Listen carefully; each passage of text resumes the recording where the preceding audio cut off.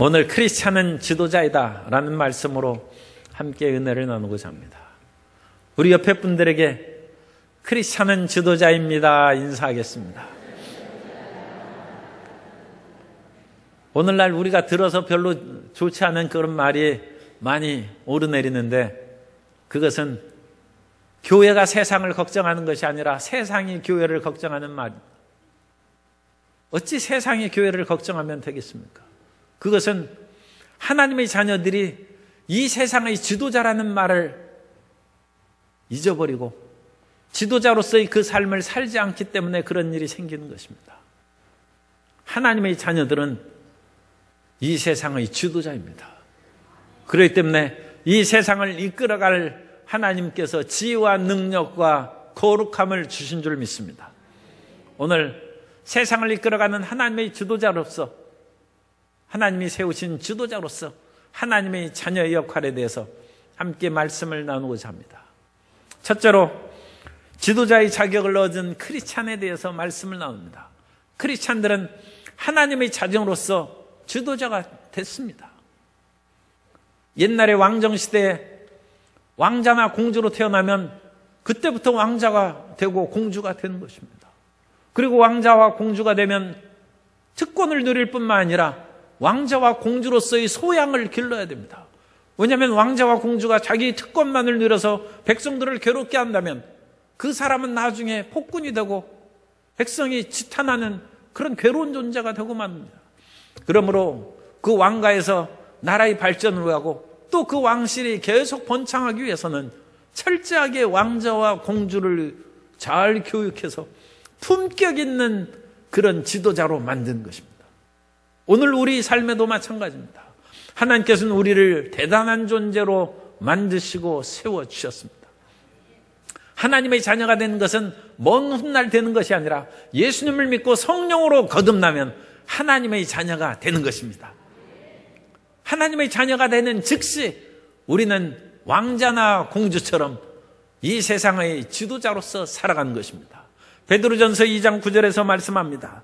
그러나 너희는 택하신 족속이요 왕같은 제사장들이요 거룩한 나라요 그의 소유가 된 백성이니 이는 너희를 어두운 데서 불러내어 그의 귀한 빛에 들어가게 하신 이의 아름다운 덕을 선포하게 하려 하심이라. 우리는 택하신 족속일 뿐만 아니라 왕같은 제사장이다. 제사장이 백성이 없이 어찌 제사장이 있겠습니까? 백성들이 죄와 허물을 짓고 고통을 당할 때 그 가져온 그런 재물을 하나님 앞에 대신 올려드림으로 백성들의 허물과 죄를 용서받게 하는 것이 제사장의 역할입니다. 따라서 우리는 왕같은 제사장으로 백성의 지도자인 것입니다. 그러므로 우리는 하나님의 자녀로서 지도자의 그런 특권의식과 자부심을 갖고 살아가야 될 줄로 믿습니다. 오늘 본문 말씀에서도 고린도전서 6장 2절 이하에서 말씀합니다. 성도가 세상을 판단할 것을 너희가 알지 못하느냐? 세상도 너희에게 판단을 받겠거든 지극히 작은 일 판단하기를 감당하지 못하겠느냐? 우리가 천사를 판단할 것을 너희가 알지 못하느냐? 그러하거든 하물며 세상 일이라. 세상이 교회를 걱정하는 일은 있어서는 안 됩니다. 우리가 세상을 걱정하고 세상을 판단할 것이고 더 나아가서 타락한 천사들을 하나님의 자녀들이 판단한다고 성경에 말씀하고 있습니다. 그러므로 우리는 위대한 지도자로서의 삶을 살아가야 되는 것입니다. 우리는 세상의 지도자가 되는 것은 하나님이 세상을 이끌어가는 경륜을 알기 때문입니다. 하나님께서 세상을 이끌어가는 그 모든 비밀을 성경에 기록해 놨는데 하나님의 자녀만큼 성경을 아는 사람이 어디 있겠습니까? 하나님의 자녀들이 하나님의 뜻인 성경을 읽고 묵상함으로 하나님의 뜻을 알므로 지도자로서의 삶을 살아갈 수 있고 알파와 오메가 되신 하나님께서 역사의 종말을 어떻게 이끌어갈지 우리 크리스찬들은 알고 있습니다. 그러므로 조금만 무슨 해성이 지구에 가까이 다가오기만 해도 온 신문이 대서특필하는 것이죠. 유성이 지구에 충돌하면 어떻게 된다. 6,500만 년 전에는 유성이 충돌해서 지구의 종말이 올 뻔했는데 그로 말미암아 공룡들이 다 멸절하고 말했다는 그런 공룡 멸절설까지 있습니다. 그러나 우리는 그런 일에도 두려워하지 않습니다. 하나님이 역사의 종말을 주장하시기 때문입니다. 그러므로 우리 크리스찬들이야말로 세상을 이끌어가는 지도자가 되어야 되는 것입니다. 1919년 3월 1일 이제 3.1절 우리 만세운동을 한 지 100주년이 되었습니다만 그때 이 나라의 국민이 2천만 명입니다. 그때 크리스찬들이 몇 명이겠습니까? 크리스찬들이 20만 명입니다. 1%의 크리스찬입니다. 그런데 1%의 크리스찬들이 3.1 만세운동을 주도하고 3.1 만세운동을 주도하는 33명의 민족 대표 중에서 16분이 크리스찬입니다. 그리고 그때 모인 민족 대표 49분이 그때 이제 서명한 분이 33분이고 그때 다른 많은 민족 대표들과 함께 자리에 모였었는데 49분 중에 24명이 크리스찬입니다. 1%밖에 안 되는 크리스찬, 그 당시 기독교가 이 나라 민족의 독립운동을 주도해 나아가고 세상의 지도자 역할을 한 것입니다. 오늘날 1천만 크리스찬 시대에 우리가 세상의 지도자인 것을 많이 강조를 안 했습니다. 그래서 우리는 하나님께 복받고 하나님의 자녀로서의 특권만 누리고 살아가는 것에 익숙한 백성이 되었는데 우리는 왕자나 공주가 되어서 백성을 괴롭히는 사람이 되면 어찌 되겠습니까? 백성의 걱정을 끼치는 왕실의 그런 사람들이 되면 어찌 되겠습니까? 세상을 이끌어가는 지도자로 살아가야 될 줄로 믿습니다. 그러므로 두 번째, 우리 크리스찬 지도자의 사명의식과 능력을 우리가 잘 알고 있어야 됩니다. 우리 크리스찬들은 사명을 가지고 태어난 것입니다. 하나님께서는 우리를 자녀로 삼으셔서 이 땅에서 호의호식하면서 마음껏 세상에서 즐기며 살라고 우리를 일찍 부른 것이 아니라 하나님께서 시킬 일이 있어서 우리를 부르신 것입니다. 하나님께서 예수님께서 십자가에 달리셨을 때 그 같이 달린 강도가 주여 주의 나라에 임하실 때 나를 기억하소서 함으로써 내가 오늘 나와 함께 낙원해시리라. 죽을 때 구원하지 아니하고 미리미리 주님께서 예수님 믿고 구원하신 것은 할 일이 있기 때문입니다. 우리는 크리스찬으로서 사명이 있습니다. 이 크리스찬으로서의 그 사명을 잘 수행하는 지도자가 되어야 되는 것입니다.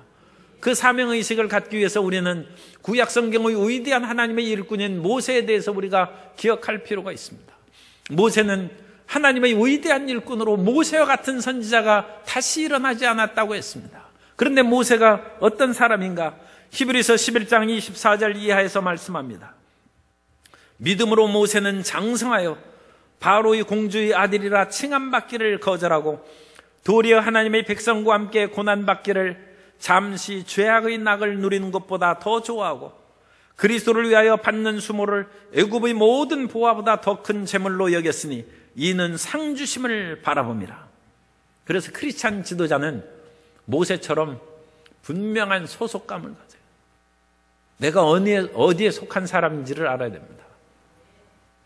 모세는 원래 히브리인의 사람으로 태어났어요. 그 부모님들이 둘 다 레위인입니다. 그런데 그 당시에는 아들을 낳으면 나일강에 던져놓으라는 그런 애굽 왕의 그런 명령이 있어서 아주 포악한 시대죠. 그래서 모세가 죽게 되었어요.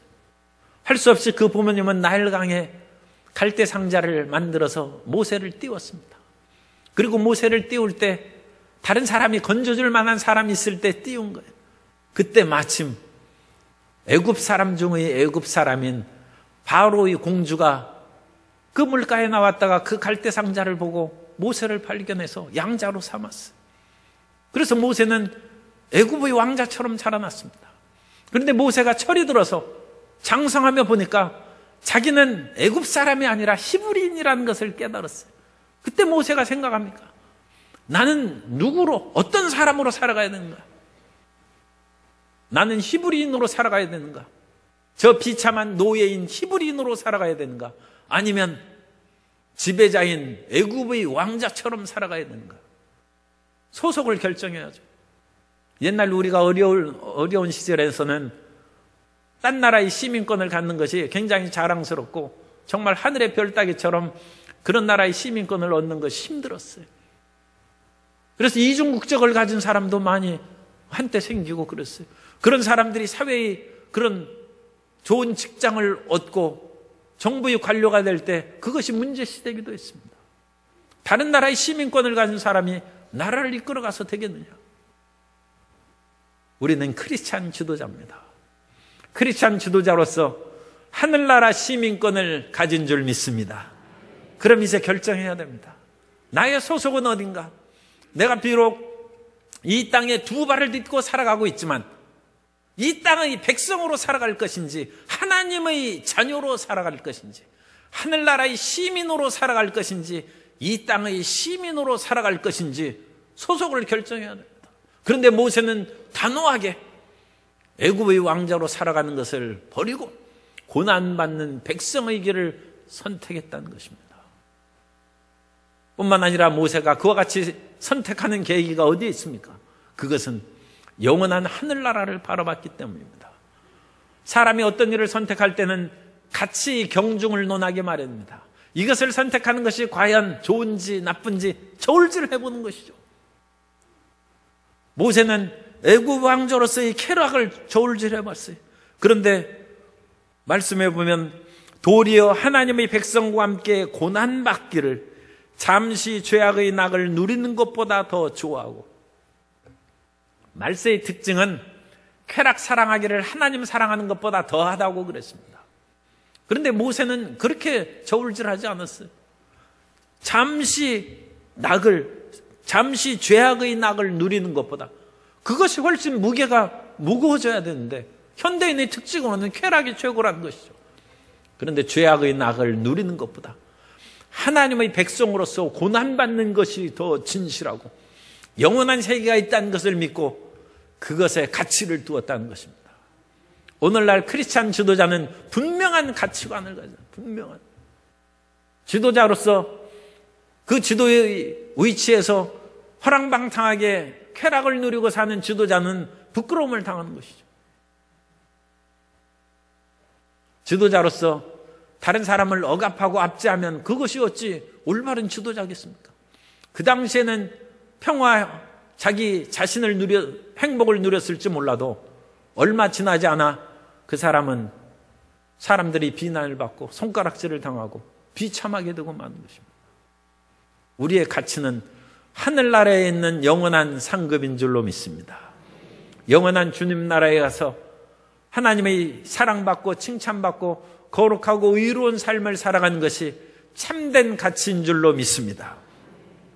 크리스찬 지도자는 이런 분명한 가치관을 가져야 돼요.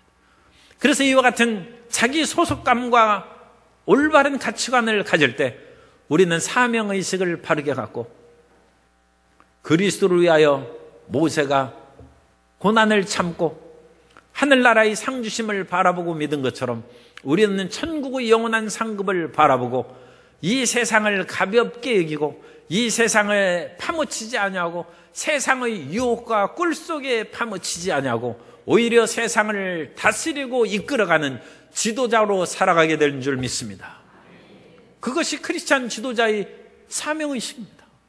뿐만 아니라 이와 같은 사명의식을 가지고 살아가면 하나님께서 우리에게 능력을 주시는데 그 사명의식을 가진 사람들에게는 하나님께서 열린 눈을 주십니다.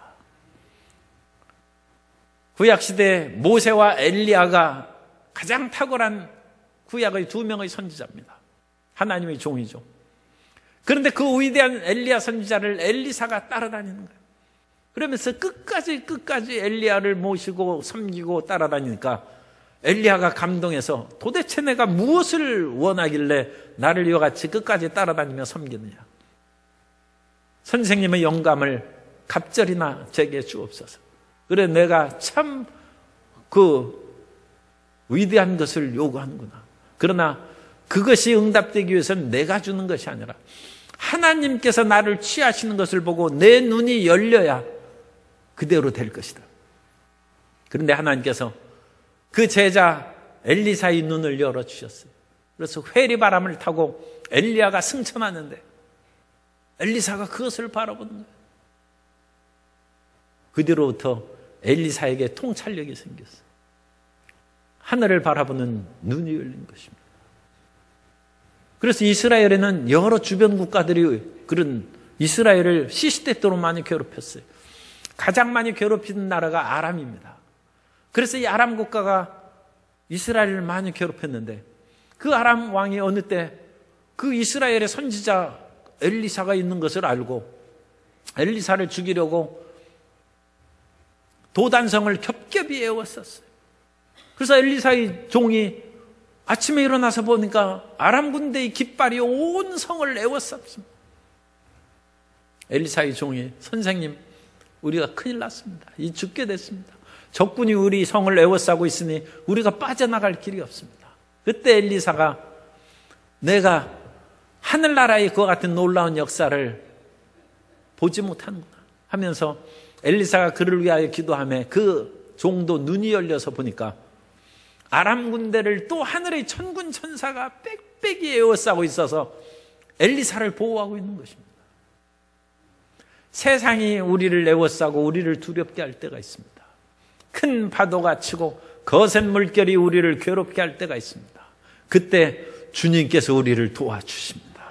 하늘의 천군 천사를 보내사 우리를 진쳐 보호해 주신 것입니다. 그러므로 그와 같이 눈이 열려야 돼요. 하나님의 자녀로서 크리스찬 지도자로 살아가기 위해서는 눈이 열리는 통찰력이 생겨야 됩니다. 그래서 눈이 열리면 세상에 시달리고 세상에 쓰러지는 존재가 아니라 세상을 이끌어가고 세상을 다스리는 하나님의 자녀가 되고 지도자가 되는 것입니다. 뿐만 아니라 크리스찬 지도자는 협력하는 지도자입니다. 성경에 보면 지도자는 한 분인 신이 예수 그리스도라고 했습니다. 그러므로 너희는 지도자라 칭함을 받지 말라고 했습니다. 그 말은 하나님의 올바른 가르침입니다. 참된 지도자, 최종의 지도자는 예수 그리스도뿐이 없습니다. 그러므로 우리는 위임 권세 받은 지도자들이에요. 예수님 안에서 우리는 지도자로서의 그런 위임을 받은 것입니다. 그러므로 우리가 어떤 일을 결정하고 최종적으로 이 일을 시행할 때 반드시 주님의 뜻을 쫓아 행해야 될 줄로 믿습니다. 뿐만 아니라 어떤 일을 행할 때 다른 사람과 그 일이 부딪혀서 충돌하면 당신이 이기나 내가 이기나 한번 해보자. 그렇게 하면 그건 크리스찬 지도자는 아닙니다. 크리스찬 지도자는 서로 손을 잡고 주님, 이 일을 어떻게 하는 것이 하나님의 뜻입니까? 하나님 앞에 지혜를 구하고 협동을 하는 것이 크리스찬 지도자입니다. 그래서 크리스찬 지도자는 앞길을 열어보는 눈이 열릴 뿐만 아니라 서로 힘을 합하고 함께 이 일에 나아가는 지도자가 되어야 될 줄로 믿습니다. 사도 바울이 복음을 증거할 때 또 다른 사람들이 와서 고린도 교회에 복음을 증거하고 고린도 교회는 또 바울을 따르는 파, 아볼로를 따르는 파로 시끄럽습니다. 그러나 사도 바울이 고린도전서 3장 6절 이하에서 말씀합니다. 나는 심었고 아볼로는 물을 주었으되 오직 하나님께서 자라나게 하셨나니 그런즉 심는 이나 물 준 이는 아무것도 아니로되 오직 자라게 하시는 이는 하나님뿐이니라. 심는 이와 물 준 이는 한 가지이나 각각 자기의 일한 대로 자기의 상을 받으리라. 우리는 하나님의 동역자들이요 너희는 하나님의 밭이요 하나님의 집이니라. 최종의 일은 하나님이 결정하는 것이고 우리의 지도자는 예수님이십니다. 그러므로 우리는 열심히 이 세상의 지도자로서 일을 하다가도 어떤 일에 부딪히면 서로 힘을 합하는 협동정신으로 주님 일을 완수하고 수행해 나아가야 될 줄로 믿습니다. 그리고 이와 같이 우리가 서로 협동해서 일을 행할 때 우리 가운데 어려움과 힘든 일이 다가온다 할지라도 뒤로 물러가면 안 되고 우리는 끝까지 하나님 앞에 충성해야 됩니다. 주님께서 비유로 어떤 사람이 먼 길로 왕위를 얻으러 갈 때 그건 예수님께서 이제 천국 갔다 다시 오실 것을 말씀하신 비유라고도 생각할 수 있습니다. 우리 각 사람에게 달란트를 주었어요. 어떤 사람은 5달란트, 어떤 사람은 2달란트, 어떤 사람은 1달란트를 주었습니다. 그리고 열심히 일하여서 그 남는 것을 얻게 하라고 했습니다. 그런데 그 가운데 1달란트를 받은 사람은 악하고 게으른 종이라고 했어요. 이 사람은 그 주인이 말씀한 것을 제대로 알아듣지도 못하고 주인이 얼마나 선하게 그들에게 달란트를 주고 복을 주었는지 생각하지 아니하고 그냥 우리에게 일을 시켜서 주인이 이득을 취하는, 심지 않은 데서 거두는 나쁜 분으로 그와 같이 주인을 생각했어요. 그래서 악한 종이 됐어요. 그러나 5달란트 받은 사람은 5달란트를 남기고 2달란트 받은 사람은 2달란트를 남겨서 주인 앞에 그것을 드리매 그 주인이 착하고 충성된 종아 잘하였도다 칭찬하였습니다. 우리는 이 세상에 일하며 끝까지 주님을 바라보고 주님께 충성하는 삶을 살아야 될 줄로 믿습니다. 그 충성하는 것을 하나님께서 원하시는 것입니다. 그리고 그 일을 행할 때 세상은 끊임없이 바뀝니다. 그 바뀌는 세상 속에서 끊임없이 자기 자신을 갱신하고 자기 개발을 해야 돼요. 이 세상의 모든 것은 나빠지고 낡아집니다. 우리의 몸과 마음, 우리의 몸과 생활이 그런 것도 그럴 수 있어요. 우리의 겉사람은 날로 낡아진다고 했어요. 그러나 우리의 속은 날로 새롭습니다. 우리의 겉사람은 후패하는 것입니다. 우리의 겉사람은 낡아지고 나빠지는 것입니다. 그러나 우리는 성령으로 말미암아 우리의 속사람을 날로 새롭게 갱신해 나아감으로써 하나님의 자녀로서 이 세상을 이끌어가는 지도자의 역할을 잘 수행해야 될 줄로 믿습니다. 이와 같이 하나님께서는 우리의 모든 심령에 사명의식을 불어넣으시고 그 사명을 수행할 수 있도록 하늘의 비전으로 눈을 열어주시고 서로 협동하고 충성하고 끊임없이 자기 자신을 갱신하고 개발해 나아감으로 그 모든 사명을 완수하도록 은혜를 내려주시는 것입니다. 세 번째로 크리스찬의 지도자로서 일하는 마음 자세에 대해서 우리가 말씀을 나누도록 합니다. 우리가 크리스찬으로서 하나님이 세우신 지도자인데 그럼 어떤 마음으로 살아가느냐? 무엇보다도 첫 번째 우리는 하나님 중심으로 일하면서 살아야 됩니다. 우리 옆에 계신 성도님에게 하나님 중심으로 삽시다 인사하겠습니다. 우리가 우리 중심으로 살아가면 낡아지는 것입니다. 그리고 그것을 만회할 수 있는 능력이 없어요. 그러나 하나님의 중심으로 살아가면 주님께서 우리의 모든 길을 이끌어 주시는 것입니다. 그러므로 이 세상을 살아갈 때 우리에게 부딪히고 우리를 괴롭게 하는 일이 있어도 그것으로 두려워할 필요가 없어요. 왜냐하면 하나님께서 우리를 지도자로 세우셨고 하나님께서 우리를 이끌어 가시고 하나님의 사명대로 우리가 살아간 즉 하나님이 우리의 방패가 되시고 하나님이 우리의 요새가 되시고 하나님이 우리의 피난처가 되시는 것입니다. 그러므로 우리를 대적한 사람을 두려워할 필요가 없어요. 모세에게서도 모세를 대적한 사람이 일어났어요. 그 모세를 대적하는 고라의 일동이 모세를 대적해서 어찌 자기 혼자만 지도자 일을 행하려고 하느냐. 그때 모세는 땅에 엎드렸다가 하나님께서 이 모든 것을 판결해 주실 것이다.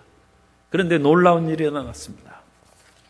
민수기 16장 32절 이하에 보면 땅이 그 입을 열어 그들과 그들의 집과 고라에게 속한 모든 사람과 그들의 재물을 삼키매 그들과 그의 모든 재물이 산채로 스울에 빠지며 땅이 그 위에 덮이니 그들이 회중 가운데서 망하니라. 하나님께서 고라와 그 모든 일당들을 땅이 열려서 삼켜버렸어요. 우리는 두려워할 필요가 없습니다. 우리가 하나님의 자녀로서 지도자로 이 세상을 살아갈 때 하나님께서 우리를 지켜주시고 우리의 대적을 물리쳐주시고 승리하게 해주십니다. 그런데 사람들은 자기 중심으로 살아갈 때가 많아요. 하나님 중심으로 살아가지 않냐고 자기가 주인이 될 때가 많아요. 그래서 내가 주인이 아니라 하나님이 주인이라는 것을 깨달을 때까지 인생에 고난이 많습니다. 사도 바울조차 인생을 살아갈 때 고난과 역경을 많이 겪었어요. 우리가 하나님의 일을 행한다 할 때 잠시 착각해서 자기가 주인의식으로 행할 때가 있어요. 사도 바울이 약간 그런 때가 있었습니다. 사도 바울이 복음 전도하는 선교일에 열심을 다할 때 하나님께서 선교하는 일이니까 나를 무조건 세우시고 축복해 주시겠지. 그런데 사도 바울이 아시아에서 복음을 증거할 때 성령께서 그것을 허락하시지 않으셨어요. 그래서 아시아 지역은 지금 터키 서쪽에 있는 지중해안 지역을 말합니다. 그래서 그쪽에서 복음 선교 사역을 실패했습니다. 그래서 무시아로 가려되 무시아의 길도 막히고 비두니아로 가는데 그 길도 예수의 영이 허락하지 않았습니다. 사도 바울은 자기가 선교 계획을 세우고 자기 중심으로 일을 하려고 했는데 하나님의 뜻은 다른 데 있었어요. 그래서 이와 같이 위대한 하나님의 종들도 가끔 그걸 착각할 때가 있어요. 내가 하나님의 지극히 선한 복음 전파 사역을 일을 행하니까 하나님께서 당연히 도우시겠지. 그런데 하나님은 하나님의 방법과 계획이 있습니다.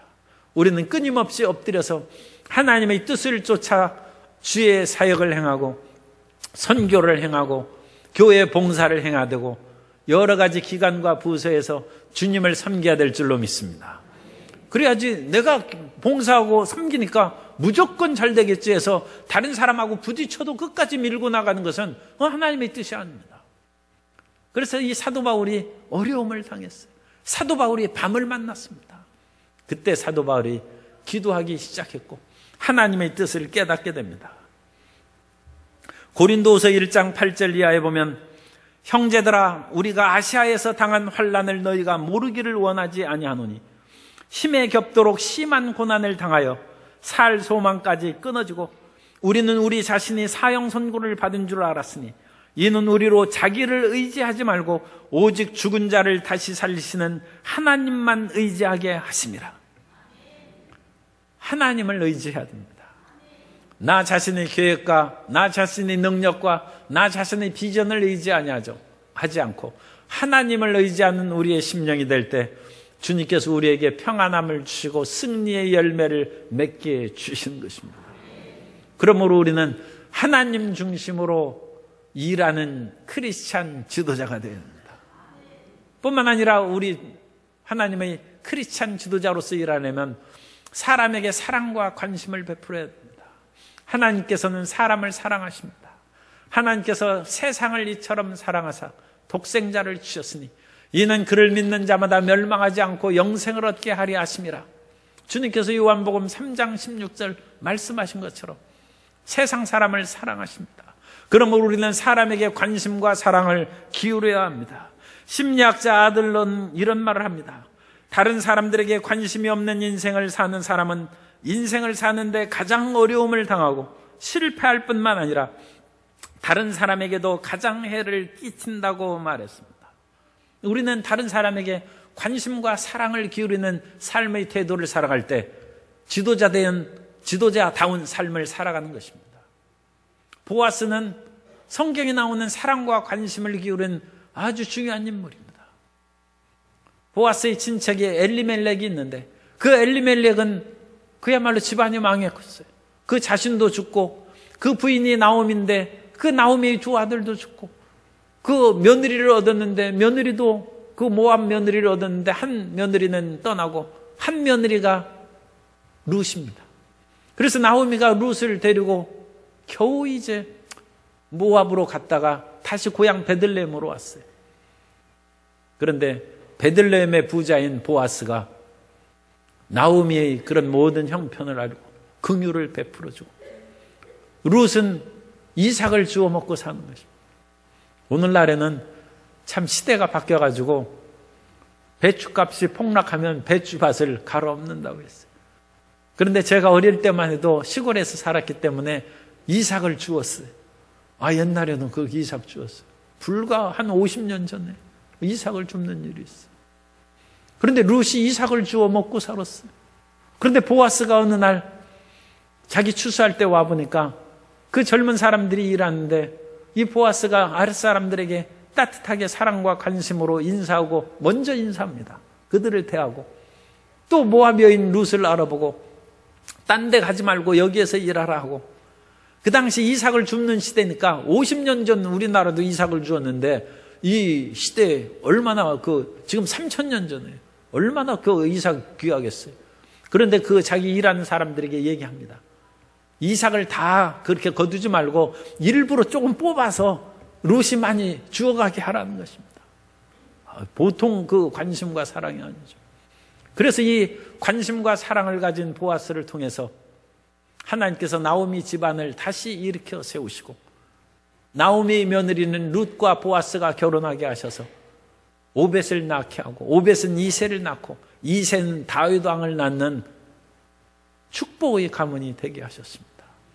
사람에게 사랑과 관심을 기울이는 그 집에 왕이 세워진, 왕이 되어서 다른 사람을 달달 볶고 괴롭게 하면 어떻겠습니까? 왕은 사랑과 관심이 많은 사람이 왕이 되어야 될 줄로 믿습니다.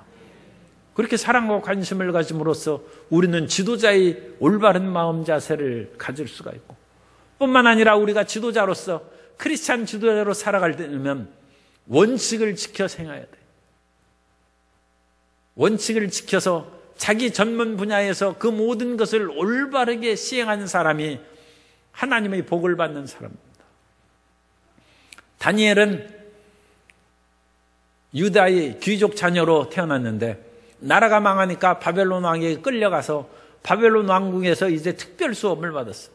그 특별 수업을 받는 것은 바벨론의 그런 왕실의 법도와 제도를 잘 익혀가지고 속국인 유대를 다스리는 그런 재원으로 사용하기 위해서 그 다니엘과 사드락과 메삭과 아벳노고를 그런 식으로 교육을 시킨 거예요. 그때 다니엘이 생각했을 것입니다. 나라는 망했고 이제 참 기가 막힌 일이긴 하지만 적국의 그런 왕의 사랑을 받아서 내가 왕실에서 이와 같이 교육을 받으니까 내가 이 왕에게 충성해가지고 그냥 입신양명하고 행복하게 살아야 됐다. 이미 나라가 망했는데 뭐 어쩌겠습니까? 그렇게 생각할 수도 있어요. 그런데 다니엘은 성경 말씀을 붙잡고 생각합니다. 내가 어떻게 살아가야 될 것인가? 내가 적국의 그런 사람으로 살아가야 될 것인가? 아니면 이미 나라가 망했는데 유대인으로 어떻게 살아갈 것인가? 하나님 말씀을 붙잡고 살자.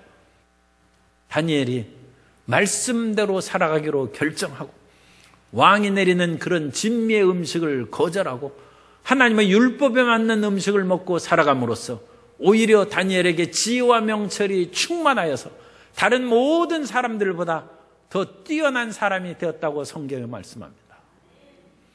이 세상에는 수많은 처세술이 있고 우리를 유혹하는 일이 많이 있어요.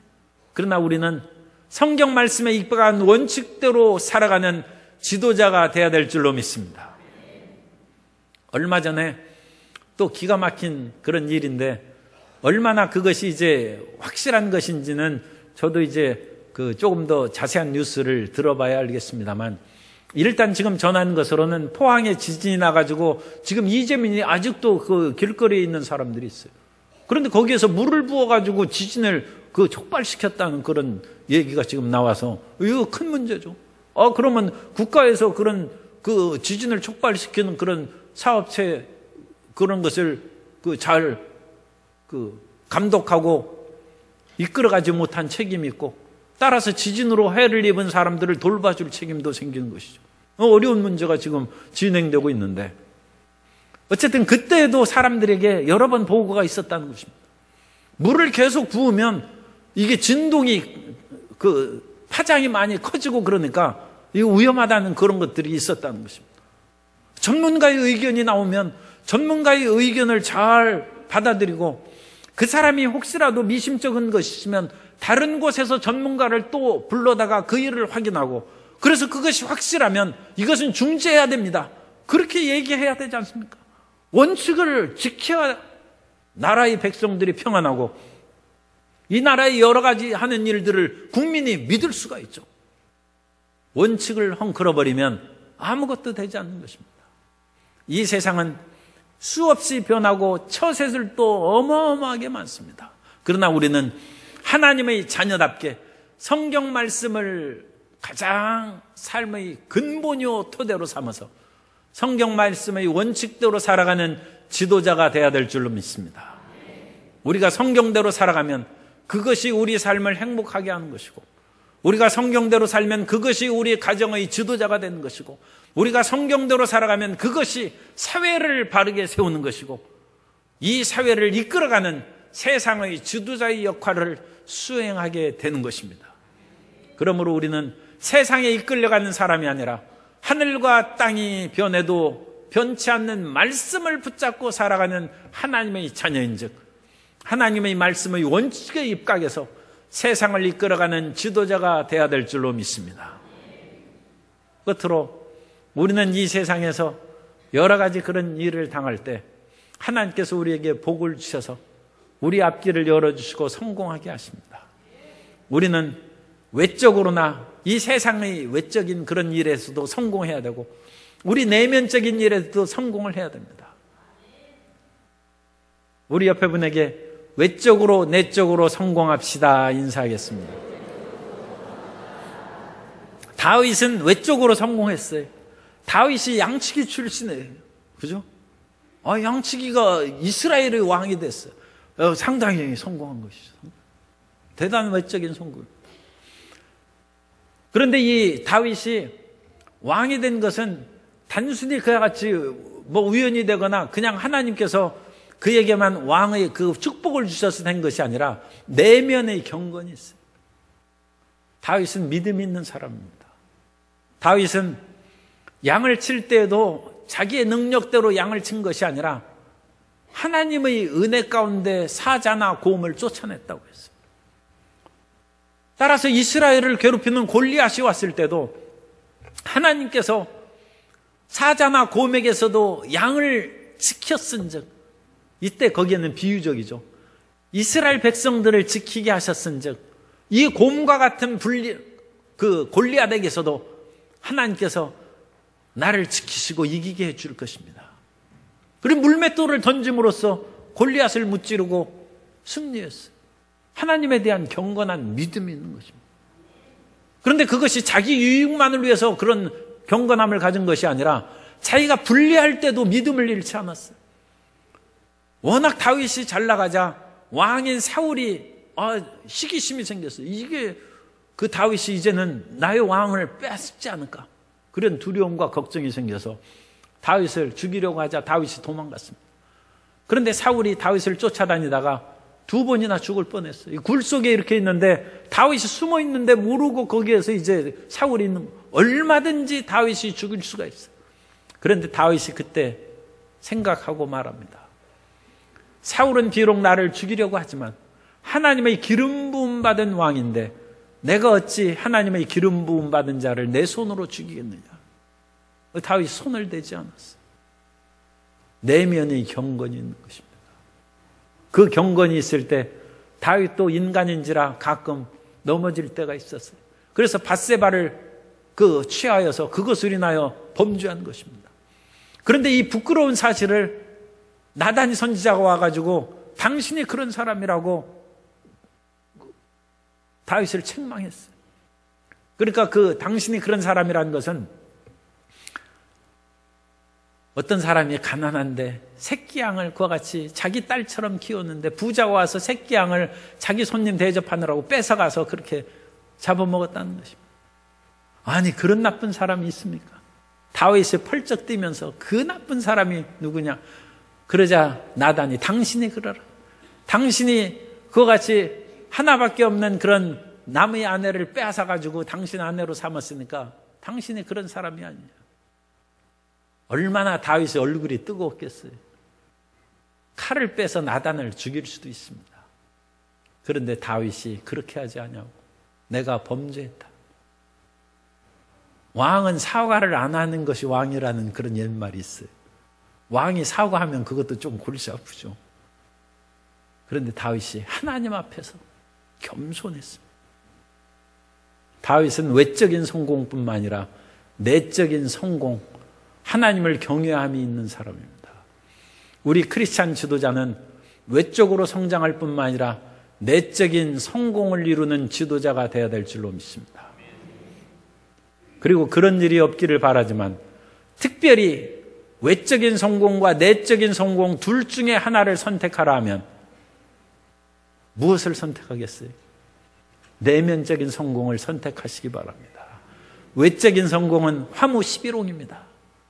꽃이 피어서 개나리꽃처럼 벚꽃처럼 져버리고 말지만 내면적인 성공은 영원한 하나님 나라에서 영원히 살게 될 줄로 믿습니다.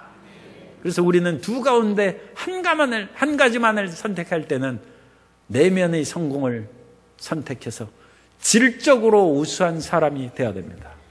끝으로 에머슨의 말을 제가 말씀을 드리고 마치고자 합니다. 랄프 waldo 에머슨이 이와 같이 말했습니다. 문명의 진정한 척도는 인구수, 도시 크기 또는 농작물의 수확량에 의해서 결정되는 것이 아니라 한 나라가 배출하는 사람의 질에 의해 결정되는 것이다.